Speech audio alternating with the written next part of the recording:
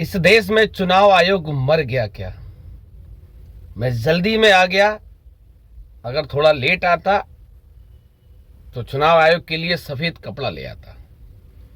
ये शब्द किसी और के नहीं, उत्तर प्रदेश के पूर्व मुख्यमंत्री अखिलेश यादव के हैं।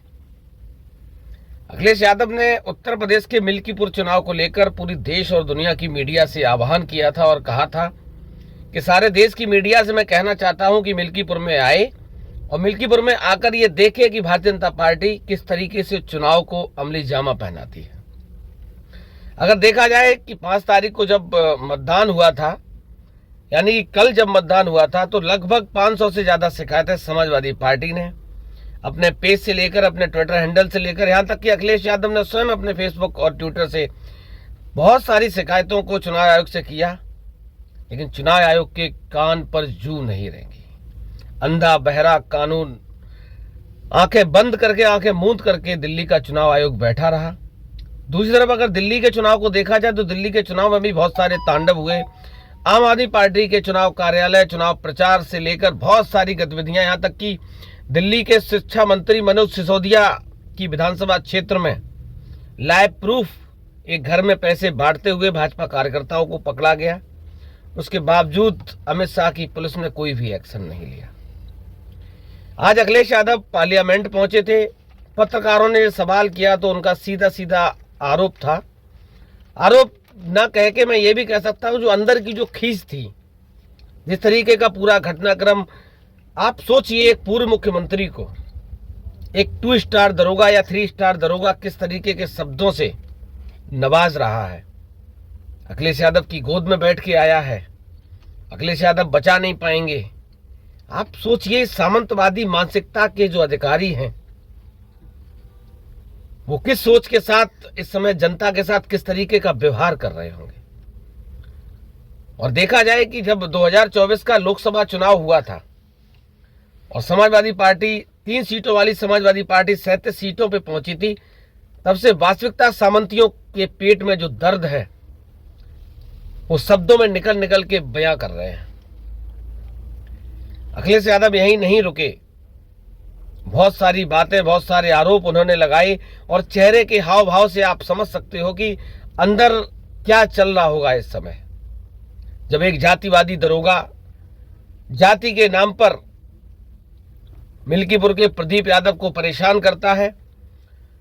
प्रदीप यादव लगभग 2 साल से गरीबों, मजलूमों, किसानों और जो वास्तविकता 2 वक्त का खाना अपने आप नसीब नहीं कर पाते, उनके लिए एक रसोई का कार्यक्रम चलाते हैं। इन्हीं सब चीजों से प्रभावित होकर अखिलेश यादव ने प्रदीप यादव को लखनऊ बुलाया और सम्मानित किया और कहा भी कि आगे किसी भी चीज की आवश्यकता हो तो याद करिएगा और सीधा फोन करिएगा।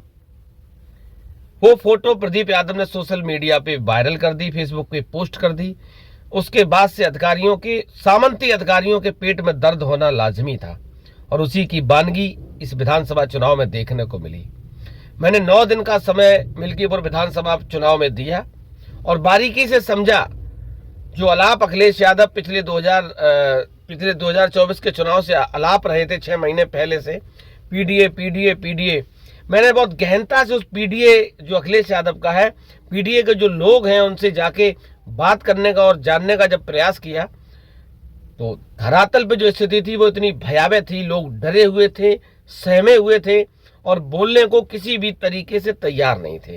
हालांकि हमने बहुत ज्यादा प्रयास किया तो जो पढ़े लिखे एजुकेटेड लोग थे, जो समझते थे कानून क्या होता, संविधान क्या होता, उन्होंने थोड़ी सी हिम्मत, थोड़ी सी जुर्रत जुटाई।